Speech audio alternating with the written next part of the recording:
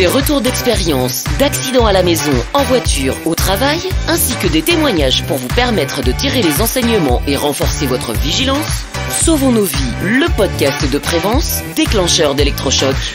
Bonjour à toutes et à tous, j'espère que vous vous portez bien. On se retrouve comme chaque semaine pour un nouvel épisode de Sauvons nos vies. Je tiens à vous remercier car vous êtes de plus en plus nombreux à vous suivre. Nous abordons dans ce podcast Sauvons nos vies la santé et la sécurité sous l'angle humain. Vous êtes dirigeant d'entreprise, cadre, préventeur ou salarié et vous connaissez des accidents au sein de votre entreprise, eh bien vous êtes au bon endroit. Pour ceux qui ne seraient pas encore abonnés, eh bien vous pouvez toujours le faire pour ne rien rater des prochains épisodes. Si vous souhaitez également échanger sur un sujet, une thématique, vous pouvez toujours le faire sur notre page LinkedIn Sauvons nos vies. Pour ce nouvel épisode, je vais vous parler aujourd'hui d'un état dans lequel nous sommes parfois et qui peut générer des situations délicates. Et oui, lorsque nous sommes énervés, je dirais attention, danger.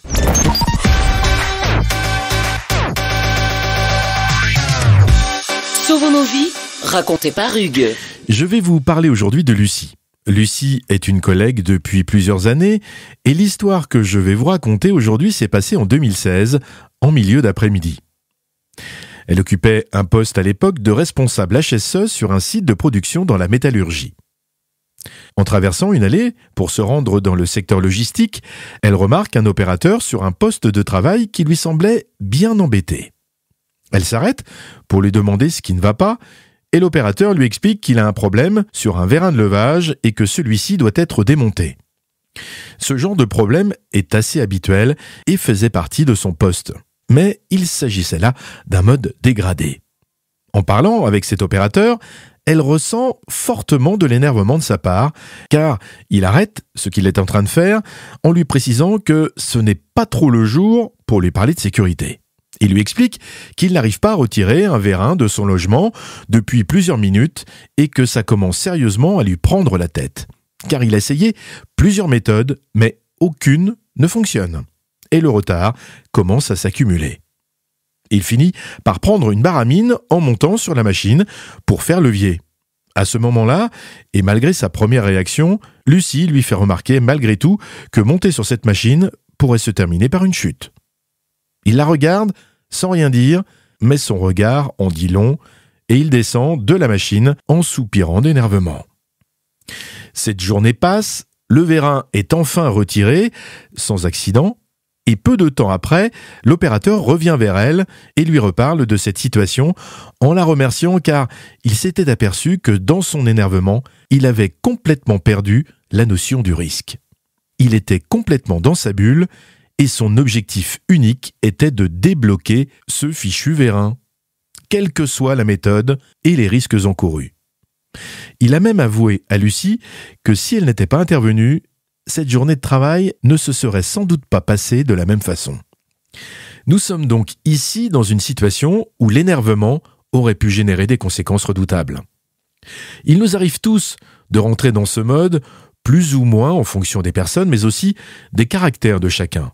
Mais effectivement, comme dans cette histoire, à ce moment-là, nous sommes réellement dans une bulle d'énervement qui nous isole complètement de la réalité. Notre prise de recul est inexistante et nos prises de risque sont pratiquement sans limite. Vous voyez donc le cocktail accidentogène que cela crée.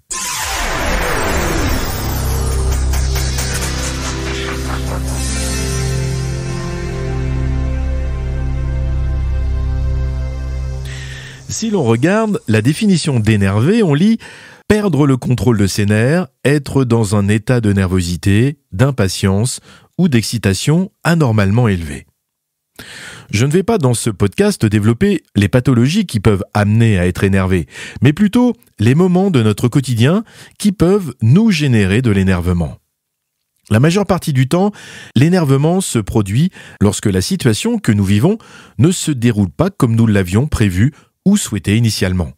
Sur la route, par exemple, lorsqu'un véhicule vous gêne dans votre trajet, à la maison, en bricolant alors que vous n'y arrivez pas, en cuisine, lorsque le plat que vous êtes en train de préparer ne répond pas à vos attentes initiales, ou encore un mode de transport annulé ou retardé comme un train ou un avion, par exemple. Bref, vous voyez qu'il y a de multiples situations de nos vies quotidiennes qui peuvent générer en nous de l'énervement. Et quand celui-ci monte en puissance, il se produit un moment où vous ne pensez plus qu'à votre objectif initial sans vous interroger sur les conséquences de vos actes pour y arriver. Et ces conséquences peuvent parfois se terminer en accident.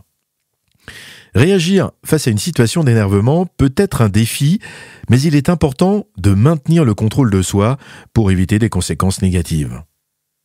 Voici quelques conseils pour gérer votre énervement de manière constructive. Faites une pause. Si possible, retirez-vous temporairement de la situation qui vous énerve. Prenez quelques minutes pour respirer profondément, vous calmer. Bref, faites redescendre la pression.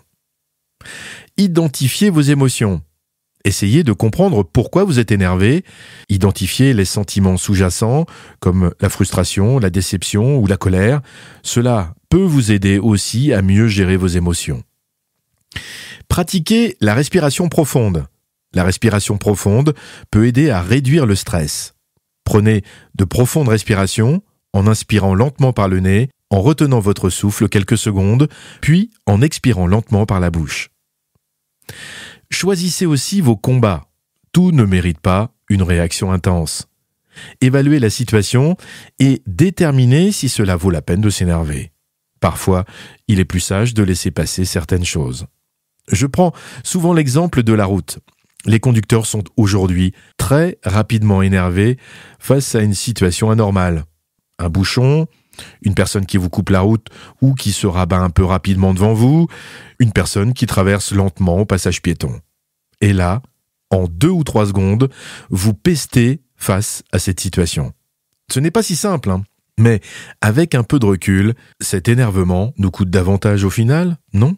Et nous pourrions peut-être également être la cause de cet événement demain vis-à-vis d'un autre conducteur, n'est-ce pas ? Ne portons donc pas davantage d'importance à cette situation et essayons de passer à autre chose. Cela contribuera à alléger notre fardeau émotionnel. Et enfin, faites de l'exercice. L'exercice physique peut aider à libérer les tensions et améliorer votre humeur. Même une courte promenade peut faire des merveilles. Je vais vous raconter une anecdote qui m'est arrivée dernièrement. C'était un lundi après-midi et je me préparais pour partir en déplacement à plus de 3 heures de route de mon domicile. Avant de prendre l'autoroute, je fais un détour en voiture dans ma ville que j'habite. J'arrête donc mon véhicule quelques minutes, le temps de faire une course, puis je redémarre à nouveau. Et là, ce n'est pas la première fois que cela se produit, tout le tableau de bord central ne fonctionne plus. Il est entièrement éteint. Ce qui veut dire plus de radio, plus de chauffage, ni GPS. Bref, c'est un peu la cata pour faire 3 heures de route dans un secteur que vous connaissez peu.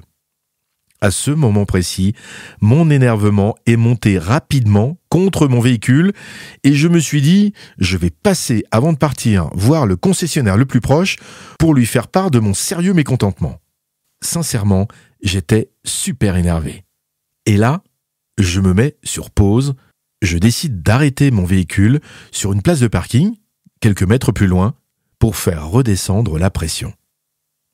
Je sais que généralement, en arrêtant complètement mon véhicule, tout rentre dans l'ordre après. Je m'arrête donc à une place de parking, je coupe le moteur, je sors de ma voiture et je verrouille les portes. Je reste 2 à 3 minutes pour attendre que le véhicule se mette en veille complète, ce qui me permet aussi personnellement de redescendre un peu, puis je réouvre les portes et redémarre. À ce moment-là, tout refonctionne parfaitement. Et je passe aussi rapidement de ce mode énervé à une situation beaucoup plus sereine. Il a fallu simplement que je prenne conscience de ma situation pour me forcer à m'arrêter et faire redescendre mon énervement pour que mon trajet se passe le mieux possible après. Et je vous avoue que la route qui a suivi était bien différente. Il ne m'a fallu que 2 ou 3 minutes, tout simplement pour redescendre. Notre quotidien est souvent bien rempli et les sources d'énervement sont par conséquent nombreuses. Donc, quand nous sommes concernés, essayons de prendre du recul pour sortir de cette bulle, relativiser sur la situation et utiliser notre énergie à quelque chose de plus utile, car généralement, l'énervement n'apporte rien de bien. Faites une pause et vous verrez, ça ira beaucoup mieux. Voilà, cet épisode arrive à son terme. Merci de l'avoir suivi. J'espère qu'il vous aura intéressé. Pour ne rien rater de ces podcasts, bien sûr, abonnez-vous en cliquant sur le bouton de vos applications pour être averti dès qu'un nouvel épisode sera mis en ligne. N'hésitez pas également à me laisser un commentaire sympathique et constructif avec, pourquoi pas, une note de 5 étoiles sur les applications Spotify ou Apple Podcast. Ça fait toujours plaisir. Et si vous avez bien sûr des questions ou des remarques, n'hésitez pas à nous écrire sur la page LinkedIn Sauvons nos vies. La semaine prochaine, je recevrai François Pasquier qui nous parlera de sa profession et comment un jour de travail a complètement bouleversé sa vie. Je vous souhaite une excellente semaine, à lundi prochain. Et en attendant, sauvons nos vies.